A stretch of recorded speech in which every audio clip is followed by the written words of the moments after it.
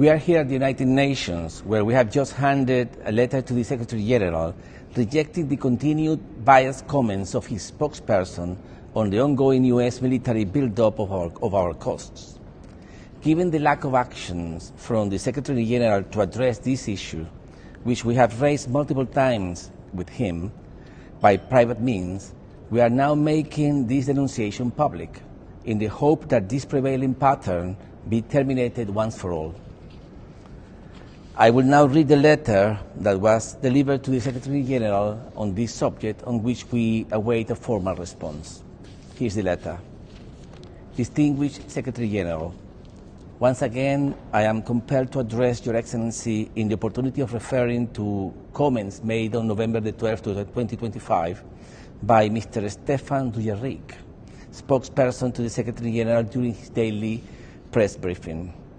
In that regard, I would like to convey our profound dismay and categorical rejection at what now seems to be a recurrent issue, namely the biased remarks from your spokesperson when it comes to addressing questions concerning the escalating situation off the coast of Venezuela, resulting from a U.S. military buildup in the Caribbean and the perpetration of extrajudicial killings in international waters. In his later remarks, yet again, your spokesperson called for the situation to be de-escalated, a call that was surprisingly made equally to both the United States of America and the Bolivarian Republic of Venezuela. This is a grave misrepresentation of the facts and an immoral equivalence between the aggressor and the victim. I extensively addressed this very issue during our last bilateral meeting on August 28, 2025. At that time, you indicated that the comments made by your spokesperson may have been response to a question that caught him off guard, reason why he had provided a standard diplomatic response. Since then, 2 additional episodes of the same nature have been registered. We cannot but conclude that this is no longer an oversight, but a clearly assumed position by the Secretariat in disregard for the concerns then expressed. Excellency, it is not the Bolivarian Republic of Venezuela the one conducting hostile actions, provocative, intimidatory maneuvers, and a few miles from the territory of the United States of America with B-1 bombers flying directly towards U.S. airspace. It is not the Bolivarian Republic of Venezuela the one deploying large numbers of military assets and troops, including a nuclear submarine, a few miles from the territory of the United States of America. It is not the Bolivarian Republic of Venezuela the one deploying the world's largest aircraft carrier a few miles from the territory of the United States of America. It is not the Bolivarian Republic of Venezuela the one that has conducted almost 20 airstrikes on small fishermen boats a few miles from the territory of the United States of America, in which over 70 civilians have been subjected to extrajudicial killings, which is a technical term for murder.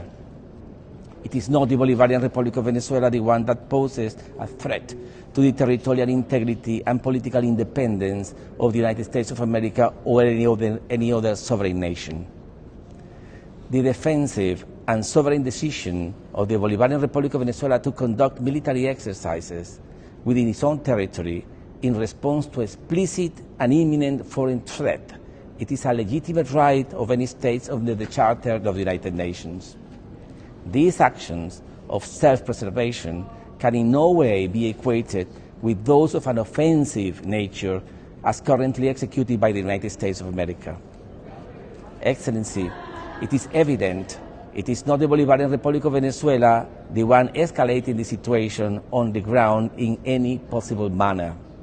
Hence, the question to both you and your spokesperson would be, why to continue pushing a discourse that is baseless, that has no connection whatsoever with facts on the ground, and that only serves to the narrative of a warmongering regime? This false parity only ends up endorsing the ongoing U.S. aggression against our nation, as it strives to fabricate a conflict while at the same time questions the precautionary defense measures taken by our government within our borders in line with our inherent right to self-defense pursuant to Article 51 of the UN Charter. The conduct of your spokesperson attests to a clear pattern in which he ignores the root cause generating tensions on the ground. The unlawful and coercive actions of the government of the United States of America as part of an exercise aimed at destroying our republican form of government and imposing a puppet regime.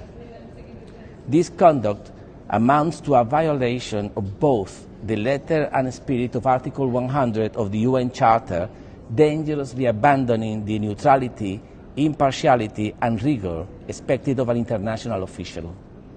By refusing to identify the aggressor and instead issuing vague, symmetrical calls for de-escalations, your spokesperson is failing in his duty to uphold the principles enshrined in the Charter of the United Nations, particularly the one referring to the prohibition on the threat of use of force against the territorial integrity and political independence of any state as contained in Article 2.4. Considering the foregoing, and while respectfully reiterating the arguments shared in our previous letters, I demand that your office take immediate and public action to 1. Set the record straight by unambiguously identifying the source of the escalation and condemning the provocative U.S. military deployment in the Caribbean off the coast of Venezuela. 2. Call upon the government of the United States of America to immediately withdraw its military assets from the region, to cease its threats of force and extrajudicial killings policies against the Bolivarian Republic of Venezuela, and to pursue diplomacy and cooperation as the only viable means to redress any issue of contention. 3, the last one, ensure that future statements from the spokesperson office are impartial, grounded in international law, and do not equate the victim of aggression with the aggressor. I thank you for your attention to this important issue that goes to the core of preserving the very integrity, neutrality, and independence of the United Nations as an international organization. That's the letter.